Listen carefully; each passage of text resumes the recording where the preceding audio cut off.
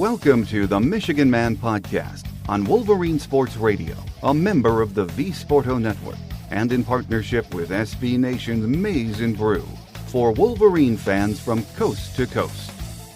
Go Blue, and welcome to the show. I'm your host, Mike Fitzpatrick. As I mentioned after the bowl game, we were taking a break from football for a while to focus on basketball, and we have, but I thought it was time to get Steve Lorenz back on the show and get our recruiting fix. I try and have Steve on once a month after the season ends, so starting this month, we'll try and get back to that schedule. Before Steve joins us, a few of my thoughts to get the show rolling. I'm hearing the same news about John Beilein that you are. It sounds like his time in the NBA is coming to an end. It might even have happened by the time this show airs. Things are developing that quickly. I was listening to Brendan Quinn on his podcast the other day, Moving Screen, which is a great listen, and I highly recommend it. But Brendan said this did not surprise him. The timing, yes, but not the fact that Coach B was miserable with the entire NBA experience. And I, for one, really hate to hear that. We don't know the entire story yet, so it's best to let it all unfold before we say much more. There could be many factors that would lead him to say enough is enough. Basketball factors and personal. Patrick Beilein stepped away from his coaching job at Niagara in the fall for personal reasons before the season ever started. As Brendan said, whatever is going on with that has really bothered Coach B. So there could be a lot of factors we don't know about bringing this to a head for Coach B. I think like many of you, I want to see him ride into the sunset and enjoy life. Maybe take some time off. He has meant so much to the Michigan program and our fan base, and the other schools and players he touched in his incredible journey as a coach, a mentor, a father figure, and a friend. So let's hope and pray everything is okay and we haven't heard the last from Coach B. We need more John Beileins in this world to show us that it can be done the right way and with grace, class, and dignity. Yes, the class of 2020 is signed, sealed, and delivered in college football.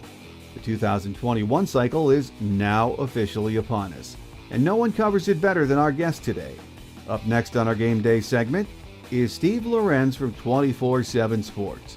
You're on the Michigan Man, in partnership with our friends at SB Nation's Maize and Brew. So stay with us.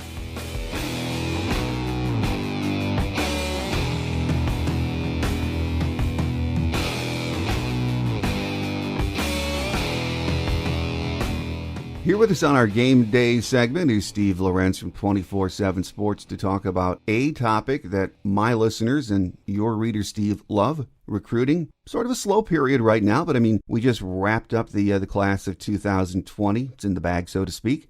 Jim and his staff signed 15 4-stars, I think, 8 3-stars. So it's not a top 10 class, and I know we're all locked in on that, but a lot to like about this group, isn't there, Steve? Yes. Better job at... it's like I just was saying before we got on, the class was pretty much done in July. There really wasn't a lot of that. It was a little bit at the end, but not as much as that, back and forth with guys leaving the class. It was pretty much, this class was pretty much done before the football season even started, outside of a couple late additions, and if you're the Michigan staff, in my opinion, they've done a better job of, you kind of remember the satellite camp days when I think they had like 13 decommitments because they were taking kids that they probably shouldn't have been taken verbal commitment from. They've really kind of done a better job of that. We're going to be in the third year of that 2018 class that everybody kind of tried to crap on. I don't know the best way to say, like people were hating on that class. People hated that class because of how lowly ranked a lot of the guys are. A lot of those kids are really panning out, becoming really good football players. And I think 18, 19, and 20 has been much more of a evaluation focused, not so much the rankings, although, we know the 19 class was pretty highly ranked. But per recruit, the average in this 20 class is nearly the same as it was in 2019. So, it's just a little bit of a smaller class than that group was. So, yeah, I think Michigan pretty happy. I look at this class kind of similar to 18 in that the depth is pretty strong at a lot of spots. So there aren't a ton of guys where I feel like they think they need an instant impact type situation. So these are some talented guys that'll have time to grow and develop. Well, Steve, how many of these kids are early enrollees on campus right now? I believe 8. Now, Cornell Wheeler is the one that I've never really have actually confirmed or figured out if he showed up early on campus or not. But there are 8 guys on there. See if I can remember. There's Corum, McGregor, Page, Mohan, Hill Green, trying to think. Oh, Selden. And then there's a couple other guys I'm already forgetting. Zach Zinter is the other one. I think then there's one more I'm forgetting. Sorry if that kid is listening. But, but eight overall and maybe 9. I don't believe Wheeler ended up enrolling early, though. Well, of this group, and you just mentioned, we really don't need contributions early from a lot of these kids. But can you give us the names of some that you think might contribute early? Sure. So first one, actually, maybe Michigan fans would be happy to hear, would be Andre Selden, the Belleville corner, who our people just last week, he's already gained like 10, 12 pounds in the weight room since he got to campus. So he's up to about 1, because he's a smaller guy. He measured in at, I think, 5'8", like 159 at the Under Armour game. Mm-hmm. And he's past 170 now. He is a nickel all day, and is a guy I believe can walk in and play coverage immediately. I think run support is always going to be kind of that question with him. You got a 205, 210 pound back coming at him. How's he going to fare in those types of situations? But as far as coverage goes, I think he's a day one type kid. And, I think Michigan fans know the more coverage guys you can get, the better. I think Don Brown had even mentioned to Selden, he committed like 5 years ago, but like recently had mentioned to him that he'd had him out on KJ Hamler in that Penn State game, and we know, how that ended up going for Michigan this season. So, I think there's some value there for him to be an immediate guy. Enrolling early is obviously a big plus in that regard. He'll get all of spring ball. And then also, which is as important for Michigan and other schools like Notre Dame, is like balancing the student part of it too. That's where a lot of the value in enrolling early is. There's not as much of a transition period for those guys when fall ball comes around. So Selden's kind of the first guy. The other guy is Blake Corum at running back. He's kind of the second guy I think of. I know Michigan's very set at running back. You have Charbonnet, Haskins, who both still have, I believe, at least 2 full years of eligibility if they want. Corum's a totally different kind of back than those guys, and I think there's some opportunity for usage there. He's even different than Chris Evans, too. We can't forget that Chris Evans is going to be back this year. I think Corum is different than all 3 of those guys. And I think, again, much like Charbonnet, Corum was pretty much their number 1 guy, and they got him. And we saw what Charbonnet did last year.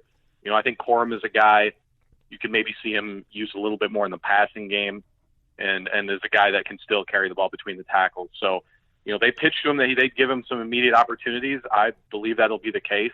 Again, we'll see how much, because, again, Haskins, Charbonnet look like one of the best 1-2 combos, at least in the Big Ten Conference next year. So, there's definitely a pecking order there at back.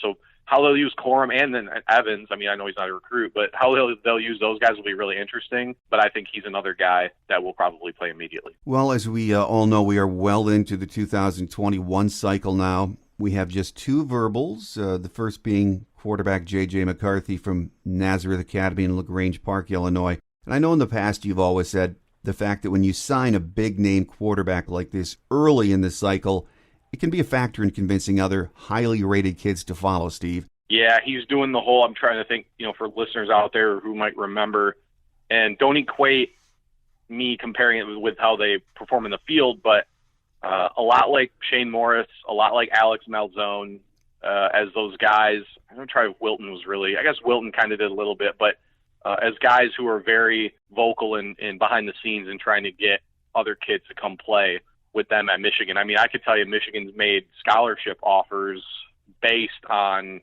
a prospect's relationship with McCarthy because they believe, the kid is good. They're not just going to hand it out because he's friends with J.J. McCarthy, but if McCarthy knows the kid really well, that's something they can use to their advantage. That's something they've actually done. So he's been working very hard with a lot of those top targets, the Rocco Spindler, Donovan Edwards type guys. So, the visibility when you have a 5-star guy, I know our national analyst, Barton Simmons, kind of mentioned it as, at tournaments, seeing that stud quarterback wearing the maize and blue, wearing a Michigan hat, is something that, I don't know. I never know if a kid's actually going to like choose a school because of it, but it's one of those things that can help you. Sometimes those little things can kind of add up, and that's one of those little things that, I think Michigan is going to look to take advantage of. Well, the other verbal, as we mentioned, we have two right now for the class of 21. Giovanni ElHadji from Sterling Heights Stevenson, 6'6", 280-pound offensive tackle. Talk about this kid, Steve. I think he's got 5-star potential. I mean, he's not that far off of a 5-star ranking right now. I think we have him in like at 60th overall, somewhere around there. Michigan really starting to kind of put together, like, the tackle recruiting under Warner has been a completely different animal than it was before. You look at the 2 and 18 with Hayes and Mayfield. We already looks like Mayfield is definitely going to pan out. Hayes looks like he's on his way. In 19, we know about that class, the 6-man group, with guys like Trent Jones, Carson Barnhart, who's getting a ton of buzz right now as a potential guy. And then in 20, I would say that Jeff Percy could be the highest ceiling prospect in the entire cycle. ElHadji is right there with those guys as far as his potential, for sure. He's a guy that's ranked higher than pretty much all of those guys were, though. I mean, he's a legitimate stud. Michigan got in early, got the verbal commitment early, and much like JJ, I know an offensive lineman maybe doesn't have that the cachet, I guess, that a quarterback does, but he's doing the same thing with a lot of guys, especially Spindler being one. Two very, what I would say, cornerstone type kids to build your class around. I mean, think about it. 2020 didn't have one top 100 kid. As good of a class as I think it is, they didn't have a top 100 kid signed in the cycle. Now they already have 2 verbals in 2021, and they're in it for a bunch of others in the top 100. So, ElHadji, just another great early addition in-state. This in-state class is very, very, very good, and he might be one of the best for sure. Well, Steve, let's talk about some of the other high-profile targets and get your take. I sort of compiled a list of the 10 I read the most about, and they're all very, very good players. And starting with the running back Donovan Edwards. He's from West Bloomfield. He has been getting visits from the likes of Nick Saban, Brian Kelly, Ryan Day. Where is Michigan with this kid? I mean, he's their top target, I would say, which makes sense. He's in their backyard. Head coach is a former Michigan player. It's kind of what you would want if you're Michigan. He lives within a stone's throw of campus, and his head coach is a former Michigan player. Yeah, national recruitment for sure. Michigan, it's funny because they signed Charbonnet in 19, they signed Corum in 20. You think, okay, well, it might be kind of hard to convince another big time back to come in, but at the same time, those are the only 2 backs that they've signed in those 2 cycles as far as scholarships go. So it's actually kind of a need for them to sort of supplement those 2 guys. And so there's an opportunity for a guy like Edwards to come in and play pretty quickly at some point. Again, because like I said, Haskins, Charbonnet both have at least 2 years left, but still, they need a little bit of a bridge there. Edwards definitely the top guy. Crystal ball's on Michigan. It has been for a while. This last winter evaluation period, you talk about the guys that came through. He got offers from Bama, Oklahoma, USC. I want to say Texas A&M, Florida. He pretty much all the ones he didn't have, he has now. His junior film was awesome. I actually think his sophomore film was solid, but not spectacular. His junior film was awesome. He's a definite national name, and he's another guy in state I think could move up to 5 stars eventually. He looked awesome in his junior film, not just as a straight back, but also catching the ball. Just physically, just looks like a 5-star kind of guy. So he's going to be one of those guys that people are going to label as a must-have or can't-miss type deal. I would say Georgia, Ohio State, maybe Notre Dame a little bit. But again, with all these new offers that are coming in, we might see some of these other schools kind of sneak into the race too. Alabama's always going to get a look, I feel like. So, but Michigan, I think Jay Harbaugh running the point on that one. Sharon Moore also involved. Michigan's definitely, at the very least, is going to be in it until the end. He was just on campus a few weeks ago, had a great time as usual. So we'll see. But again, the crystal ball, Michigan leads the crystal ball right now. So we'll just have to see where it goes. I don't think he's going to decide anytime soon either. So, could be one of those nail biters down the road that we talk about like 5 more times before he actually makes a decision. Well, and another running back we're in on is Quarry Kiner from Ohio. He's a 4-star kid. Can we bring in another high-profile back in this class, especially one that's in Ohio State's backyard? I think so. So that's funny. My sort of belief, and this is just my opinion, is I kind of feel like between Kiner and Edwards, I kind of feel like one will go to Michigan and one will go to Ohio State. I'd be surprised if both went to the same program, despite the fact that, at the same time, the funny thing is I think Ohio State has as good of a pitch right now at back as anybody does. They only signed 1 3-star last cycle. They really need running back, might be their biggest need in this 2021 class. So, they have, not just because of the pedigree they have there, but they legitimately need like bodies there. So there's a, strong pitch for a kid of either one of those guys' caliber to come in and play right away. The thing with Kiner, Cincinnati is not necessarily he could very easily go to Ohio State, don't get me wrong, but it's not the direct pipeline to Ohio State that it normally is. Usually kids out of Cincinnati at least listen to other programs. The other thing with him is I think earlier in the process, I think Michigan had a pretty decent lead in his recruitment. They offered really early. He had a really good first visit to campus, which was, forever ago at this point. And, now he's kind of another guy that's kind of become more national. I know LSU has been recruiting him pretty hard too, but I do think this is eventually Michigan or Ohio State as well. But he should be back up on campus sometime in April. And if I was a Michigan fan, I would be happy getting either one of those two guys. I think they're pretty similar. Much like Edwards, Kiner's junior film was really, really good.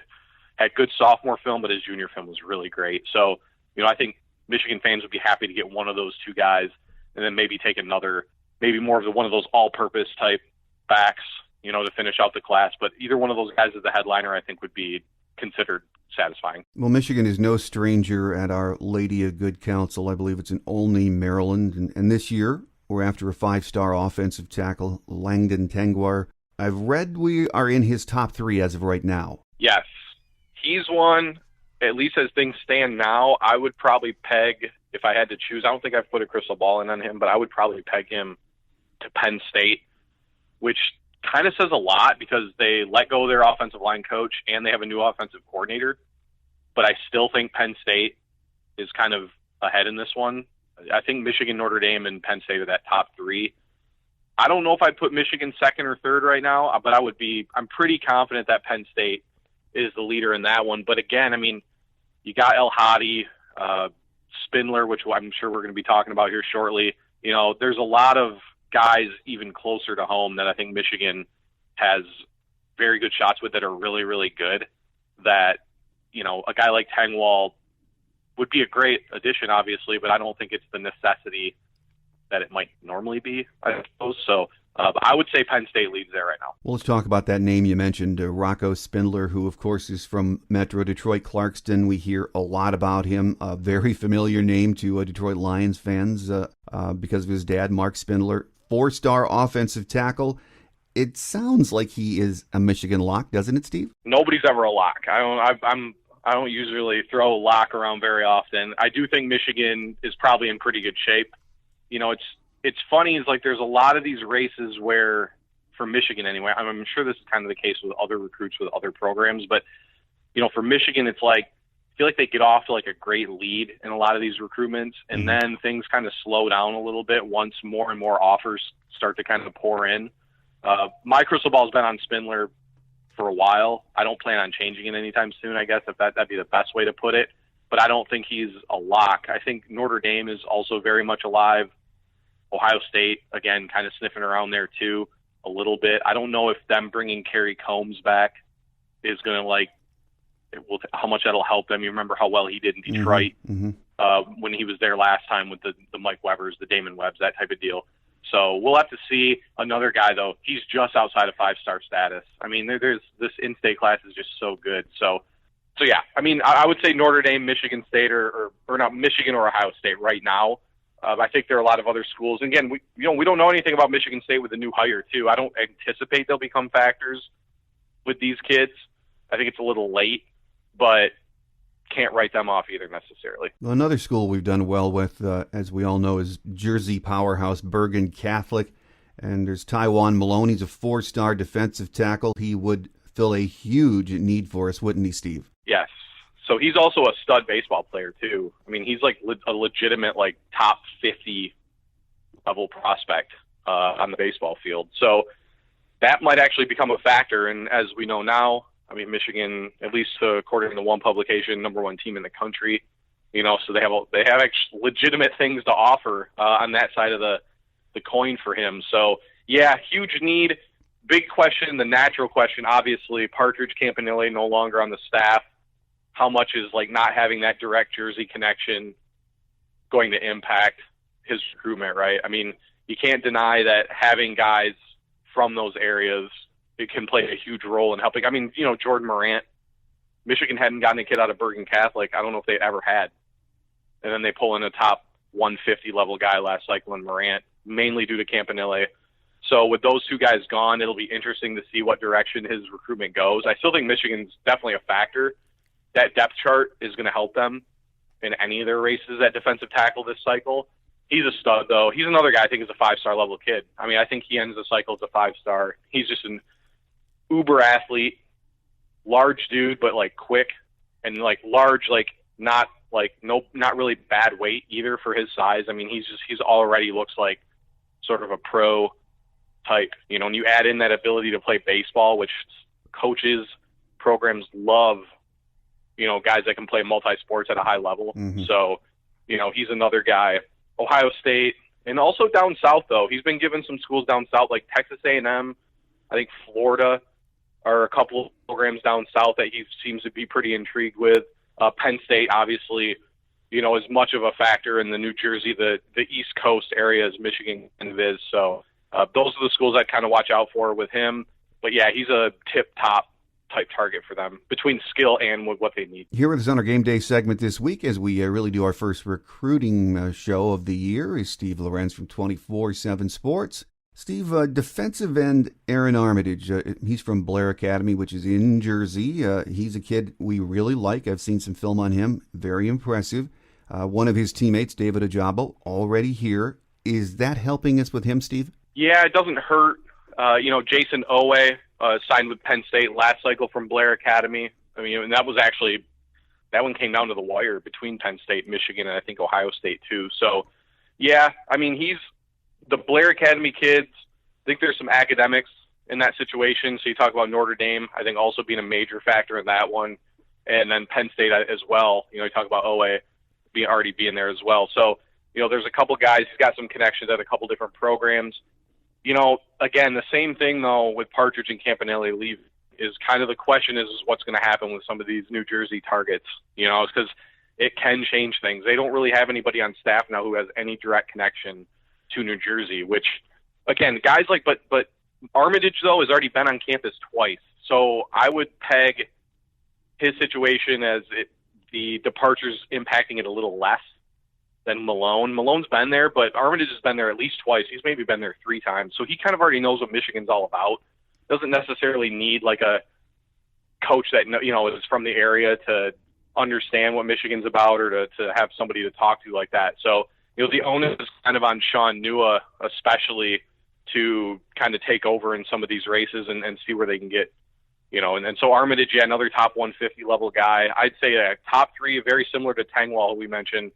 Notre Dame, Penn State, Michigan, probably the top 3 schools right there. Well, another offensive lineman we've been hearing about is David, I don't know if it's Davidkoff or Davidkoff, 4-star from New Trier, Illinois. His primary recruiter is Sharon Moore, who does pretty well getting big-time commits in Illinois to come to Michigan, doesn't he, Steve? Yeah, he was big with McCarthy.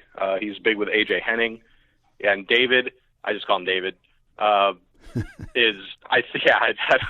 don't try. I haven't talked to him on the phone, so I've never gotten to ask him. But number 1 prospect in Illinois for the cycle, and I think I have the only crystal ball prediction in period, and I do have it for Michigan. I think the question will be how early is he looking to decide, and how does Michigan go about things up front with some of the other targets they have on their board, which is crazy to think because he's almost a top 100 kid. But they're in really good shape with a lot of guys. It'll be interesting to see. If I had to guess right now, I'd say Michigan or Wisconsin in that race. which, is usually means this kid knows what he's looking for. If you're Michigan, Wisconsin up front, two pretty good programs as far as the offensive line goes. So, yeah, another guy. I think he's one of those guys that probably projects a tackle, but could play inside as well. There's always try to take a couple of those guys each cycle, the guys that could move really anywhere up front. And I think he kind of fits that bill for them in 2021. So that'll be an interesting race. He's a very quiet kid, but Michigan has done really, really well. He took a really, really early visit, and because he hasn't taken many visits, and I don't think he's the type of kid that's going to take 15, 20 visits around the country. I think he's going to keep it pretty close to the vest, take a few visits. He already seems to know what he likes. So I'd say Michigan or Wisconsin at this point. Well, we have another IMG kid on the radar. He's a 4-star wideout, and I'm not sure how you pronounce this, Dekel Crowdis, who has been timed at 4.4 in the 40. He has a 44.3 vertical jump, so the kid is an athlete, no question. Going to IMG Academy, but I believe he's actually from Kentucky. Where do we stand with him, Steve? So Crowdis is a guy I would say is moving down on the board. He also left IMG Academy and is going back to Kentucky where he came from. I think he's going back to the exact high school he was at. I would say a guy I would say instead would be Malcolm Johnson Jr. Would probably kind of be I want to say replacement, but the guy that they're really sort of recruiting now really hard at wide receiver, who's sort of the same. He's a national level track runner who I believe just set some kind of record in Virginia for the fastest 60-meter dash. I think his 40, he ran a 4.6, but he's faster than that, though. I think he had a bad day. I mean, so Nick Cross was a 5-star kid out of Maryland a couple years ago who ran a 4.43. He smashed Nick Cross's 60-meter. That was whose record he smashed. So I have to assume he's at least close to his 40-yard dash as well. Raw, but really, really fast. And he's also becoming a national guy. Another guy that Gaddis got in really, really early with, kind of like Crowdis when they first offered him. Mm-hmm. But Johnson Jr. is a guy that they got in really early with. He's now got Alabama, LSU, Ohio State, Oklahoma. He's got a lot of those big ones. And, we talk about the speed and space stuff, but I think they're looking for, he's 6'1". So he's not that 5'10", 5'9" type deal at all. I mean, he's a much like Roman Wilson. I think people thought Roman Wilson was kind of short, but then you actually see him and he's not. I think Johnson Jr. is similar in that idea where he's just lightning fast and has that size. Kind of like the Bama receivers that Gaddis coached for that year, with Jerry Jeudy and Henry Ruggs. Those guys, I think people think they're kind of short, but they're both 6 foot plus. I mean, that's fine. I think Michigan's going to recruit a few more of those, the 6'1" plus kind of guys this cycle. And Johnson Jr. has really kind of been the hot name the last month or so for them. So very early, he is in no hurry at all. So I wouldn't even really know where to peg him or who's even big contender. I think Michigan will contend. He's already been to campus. I think Maryland probably too. I think there's a connection with Mike Locksley there. So could be one to watch, but going to be an interesting one. He's kind of the guy I kind of consider the top receiver target right now. Well, we are working the Cass Tech pipeline once again, and this time we're after a big-time center, a 4-star Raheem Anderson, who I believe, Steve, is rated the number 2 center in this cycle. Is that right? I think so. Yeah, I think we had him up. Yeah, he's a 4-star. And there aren't many. I think on average there are 3 4-star centers total per cycle. So I think he is number 2. He's one it'll be interesting. I'm actually kind of interested to see if Michigan State, their new hire, is able to make some inroads there. I think Michigan's still recruiting Anderson. I'm not 100% sure that he's like a top target type right now. They have Zach Carpenter coming in, or not coming in, but who's already been in from last cycle, who really looks like the future at center. And I think that Reese Atterbury, who they took in 2020 as a kid, that they believe could be a potential center as well. So it's less about maybe what they think about him as it is they don't maybe need a pure center, and Anderson is a pure center type prospect. So it'll be interesting to see. I'm not 100% sure they're going all in on him, but he's definitely a name to keep an eye on still. But Michigan State would be a program, like I said, to watch with the new hire. I think he's the type of kid they'll make a run at because they're going to want to try to make some kind of impact in Detroit. And trying to think of who else is really after him. I think Purdue is another program that's been strong after him as well. So probably a name to keep an eye on. But again, I mean, it's early. They're in on a lot of like really big time names up front. So he's in there somewhere, though. Well, then locally, another kid we're hearing a lot about is Jamari Boudin. I'm not sure how you pronounce that either, but he's from Belleville, just west of the city. He's a 4-star outside linebacker. Not really a great position of need in this cycle for us, but it really is hard not to go after a kid of this caliber, especially when he is in your backyard, Steve. Isn't that right? Yes, and I think he's a guy. He's a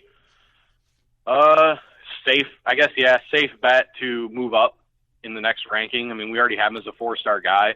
I think he was really close to being bumped up before the season because of his performance in some camps last summer, but his junior film kind of backed up those camp performances. I think he might take a decent ranking. And yeah, I mean, Michigan, another one where they were kind of smart to get in early.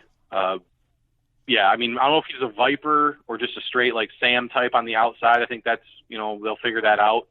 But potentially explosive player at that position. I mean, he's got a pretty high ceiling. I'll be interested to see what his testing numbers are like the next time he is at an event where they have testing numbers, if he does. But I think he's a super explosive player. Yeah, Belleville continues to kind of churn guys out. Michigan's done a better job there, and I think they get credit for. And but with him, I think probably Michigan or Penn State. I think Penn State's the other program that's made a decent sized impression on him. The crystal ball, though, is fully in favor of Michigan as far as I know. I know I have one in for Michigan. I know Alan Trieu has one in for Michigan. Some noteworthy picks there. So definitely Michigan way in there. I think Penn State, though, probably the other program to watch in that race. Well, I know we have a lot of other kids offered at this point. Are there some other names that we haven't talked about here that are Michigan leans right now? The first one that comes to mind is definitely Caleb Tiernan, the tackle at Detroit Country Day. He's only ranked as a 3-star prospect, but I 1,000% believe that Michigan sees him as a potential star. Best way to talk about him, he's already weighs more than Ryan Hayes did at this point in his high school career. He's longer than Jalen Mayfield. He's a stud basketball player. I mean, I think he is a tier 1, like just a very, very top target for Michigan at tackle. Another guy I would be very surprised, especially with the way that our guys at 24/7 evaluate and rank offensive linemen. I would be very surprised if he did not take a significant leap in our next rankings, which actually should be coming out, like, I think within a week. So he's a guy to definitely watch out for. Michigan he was identified very early by Warner as a guy that they've recruited the heck out of and would be, you have ElHadji and Tiernan on the outsides. I think Michigan would be absolutely ecstatic. I think that's about as best case scenario for them as you can imagine, and then you go after the Spindlers. Garrett Dellinger, too, the other Clarkson prospect, is a guy that they're still involved in, and then David Koff, as we talked about, or David, like I might not even be David Koff, but, there's a lot of those guys up front that they are pretty big factors for. Another guy to watch out for, actually out of Illinois, is Pat Coogan, is another guy they offered in the winter eval period here about a month or so ago. Michigan really seems to like him as well. I think he'll be on campus in a couple weeks. So, he's another name to kind of keep an eye on there. But it is Rayshon Benny out of Oak Park, who we haven't listed out offensively, but Michigan's recruiting him at defensive tackle. He's a big name. He's another top 150 level type kid that Michigan, I think, is in pretty decent shape for right now. Again, Penn State, kind of maybe the biggest problem for Michigan this cycle would be Penn State. It feels like they're in on a lot of mutual guys, so that he'll be considering them. They'll be one to watch there. Victory Vaca out of Westlake, California at defensive tackle is another big name. I'm trying to just think of defensive tackles because it is a pretty big need. He's another 4-star type kid. He'll officially visit Michigan in June. Another one where Sean Nua has really kind of been all over them, all over him and all over Benny and Malone, because they really need those guys. And honestly, they recruit if they recruit well enough up front on the offensive line, Rocco Spindler is a kid that could play defensive tackle at the next level too. I don't have any doubt about that. So, a lot of options in that regard for them. So, trying to think if there's anybody else off the top of my head. Receiver, I know they like Caden Prather out of Maryland, is another he's a 6'3", 6'4" type kid. Dante Thornton, who was committed to Penn State at one time. another guy they really like. But no, this class has potential to be pretty highly rated. I think you get those 2 top 100 guys that kind of build around, and I think there's some real potential with this class. Their early evals have really panned out. They seem to be panning out more and more each cycle, as far as like the guys they get in on really early and then they go after, but it feels like they have a better chance to hit on more of these guys than they had the last couple cycles. Well, I know my listeners cannot get enough recruiting talk, but we have plenty of time in the coming months to talk about this class as it develops. So a final question for you today, Steve. Jim Harbaugh has brought in some very, very good classes, no doubt. But all we hear about on the national scene that we are not recruiting at the level of Alabama, Clemson, Ohio State, Georgia, LSU. What will it take for us to get to that level, or is it even realistic to think we can? I mean, they gotta win the big games. It's been that's kind of been the answer the whole time. I think they gotta win one. They got to win the conference one of these seasons. They got to beat Ohio State. It's just as tired of a topic as it is to talk about. Even like for what I do, we hear about it like literally 344 days out of the 365 days a year, probably. It's really what it comes down to. They got to kind of get over that hump.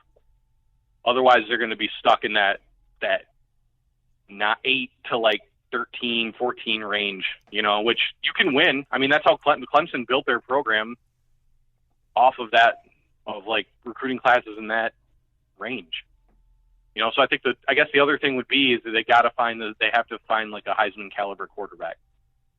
So whether that's somebody on the roster right now or if it's McCarthy or whoever, I think that's the other way that you can kind of get there, and so that's what I always kind of think about is where their recruiting would be or what would have changed if they'd gotten the spot in that game, or beating Florida State in the Orange Bowl, like just there's been a few like just game of inches type deals where that really could have kind of altered the projection or the course of where the program was going a little bit, So it comes down to winning the conference, getting into a playoff, and just creating a bigger, better perception on the field. I think the perception on the field is mostly fine. I mean, they're putting a lot of pros and they're putting a lot of guys in the pros. They are winning consistent. I mean, I think since Harbaugh's been hired, they have the 7th most wins. It's not as if they're like failing necessarily. It's just that their big rival is on a run that is basically unprecedented in the Big Ten right now. And so, I think that's really probably the key. They got to get over the hump. They're not rankings and ratings wise. I don't anticipate they're going to catch any of those programs anytime soon. But it'll be about out evaluating and then just winning some of those games. And it really does just come down to Ohio State. He's above 500 against Penn State. He's above 500 against Michigan State. They split with Notre Dame. It just really comes down to Ohio State. So if they can get over that hump.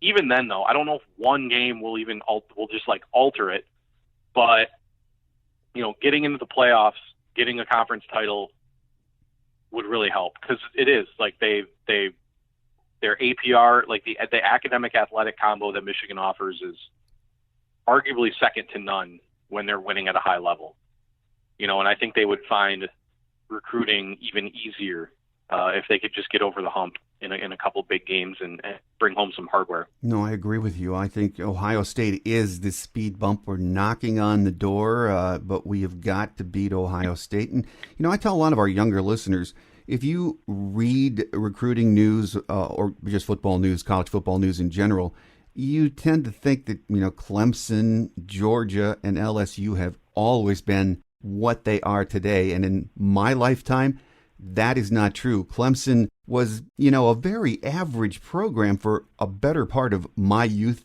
Georgia was an underachiever. LSU had some really bad years. They have not always been what they are now. So, yeah, there has to be a point or a game or a couple of seasons in a row where we put it together. You can turn this thing around. We can make that next jump. I really believe that. I think so too. I guess I think of it this way, Mike. Is there any other program in college football that has avoided that run of mediocrity that Ohio State has avoided? I can't think of one program. No.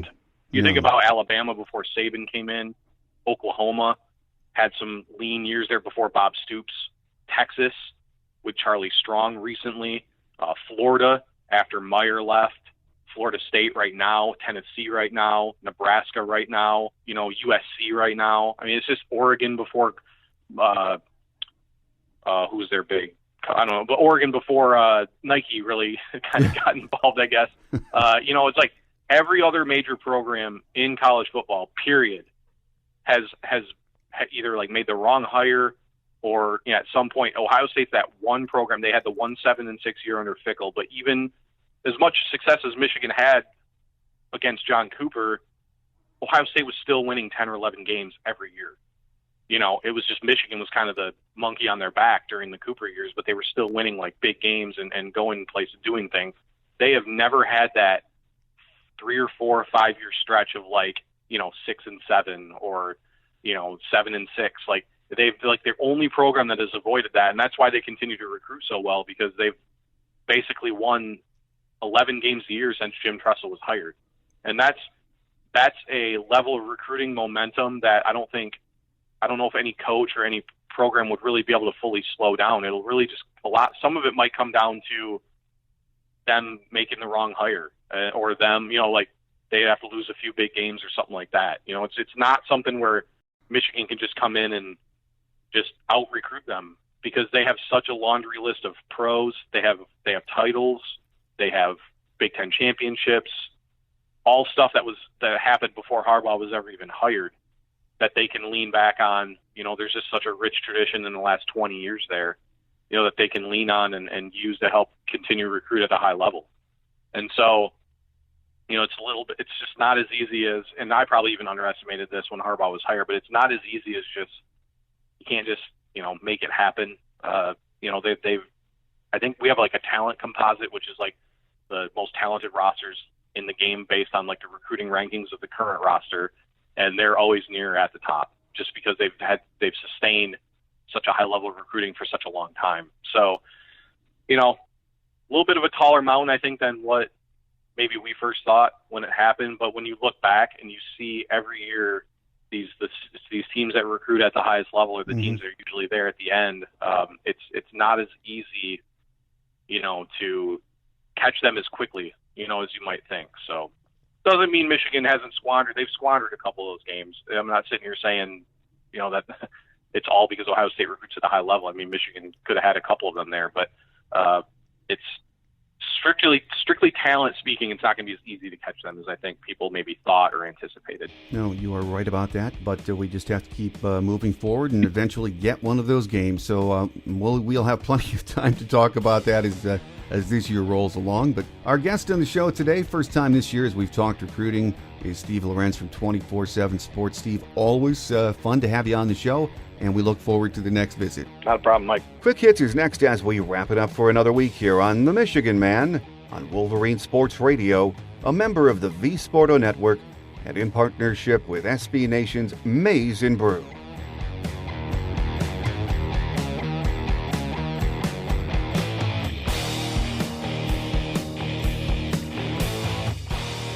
On Quick Hits today, Juwan Howard and his team are red hot. We are 16-9 with 6 games left on the regular season schedule. 4 of those are on the road, and 2 of them are this week. We have Rutgers at the Rack tonight, where they are 17-0. Then on Saturday, we visit Purdue at Mackey Arena. I think a split would be fine, but if we could get 2, whoa, that would be huge to say the least. As of right now, we are solid for the big dance, but I think we need to split 3 of our last 6 games. If we do, I think we'll all be happy. Women's basketball led in the early stages of the game, but an 11-2 run by Rutgers to end the first quarter proved to be the difference in a 62-41 Scarlet Knight win Sunday afternoon at the Rack. Sophomore Amy Dilk paced the Wolverines with 12 points, with 3 others chipping in 5. Rutgers used an 11-2 spurt to end the first quarter to take control of the game. Michigan closed within 5 points in the second quarter, but could get no closer in the contest. We will close out a stretch of 4 games in 10 days tonight, Wednesday evening, hosting Illinois at Chrysler. We are 16-9 overall, 7-7 in Big Ten play, heading into this week's action. Will Lockwood recorded a 3-point game with 2 goals and 1 assist, and Strauss-Mann made 31 saves as Red Hot Hockey defeated Michigan State 4-1 for the duel in the D at Little Caesars Arena on Monday evening. The win marks Michigan's 4th consecutive Iron D Trophy victory, as well as its 4th straight win, entering a crucial 4-game stretch to close out the regular season. This weekend, Notre Dame will come to Yost Ice Arena for a 2-game set. Puck drop is scheduled for 6 p.m. Friday night, before an early 4 p.m. start to close out U of M's regular season home schedule Saturday afternoon. Following Saturday's contest, 9 Wolverines will be honored in the program's annual Senior Night ceremony. Both games will be shown on the Big Ten Network. We are 15-12-3 overall, 10-8-2 in Big Ten play heading into this weekend's series. Sophomore Lauren Essman delivered a pinch-hit grand slam to break a tied game in the 6th and propel the number 11-ranked Michigan softball team to an 8-4 win against Louisville on Sunday morning at North Carolina's Anderson Stadium. With the victory, the Wolverines swept their ACC Big Ten Challenge weekend and improved to 9-0 on the season. Junior left-handed pitcher Megan Bobian, now 5-0, earned the win in relief, allowing 2 runs on 3 hits, 2 walks, and 3 hit batters while striking out 2. She found her groove after the go-ahead grand slam, allowing just 1 base runner in the final 2 frames. Michigan will return to the Southeast region this weekend when it heads to Columbia, South Carolina, for a 4-game slate at the Gamecock Invitational. We will open play against Liberty at 10 a.m. on Friday at the Carolina Softball Stadium. Baseball had an incredible start to the season in the MLB4 tournament out in Phoenix last weekend. On Friday night, we took down number 2 Vanderbilt 4-3 in a rematch of last year's College World Series. On Saturday, we started the day with an 8-5 win over Cal Poly, then shut out number 9 Arizona State 5-0 in the nightcap. On Saturday, UConn got the best of us 7-1. Number 1 Michigan, that's right, we are number 1 this week in the Baseball America poll, first time ever, and we'll have an opportunity to avenge last week's loss to UConn when we meet for 3 games this weekend down in Port St. Lucie, Florida. It is a busy time on the Michigan athletics scene, and we really do have a lot of good stuff happening. That will do it for another week, though. I'm your host, Mike Fitzpatrick. Have a great Wolverine weekend, everyone, and make sure you join us next week. Until then, take care, and as always, go blue. Thanks for joining us today on The Michigan Man, here on Wolverine Sports Radio, a member of the V Sporto Network, and in partnership with SB Nation's Maize and Brew. Our listener lines are open 24/7 for your calls at 313-263-4842. That's 313-263-4842. Or email us at themichiganmanpodcast@yahoo.com. That's themichiganmanpodcast@yahoo.com. The Michigan Man Podcast is produced at the studios of Robin Lynn Productions, Allen Park, Michigan, and is not affiliated with the University of Michigan. Go Blue!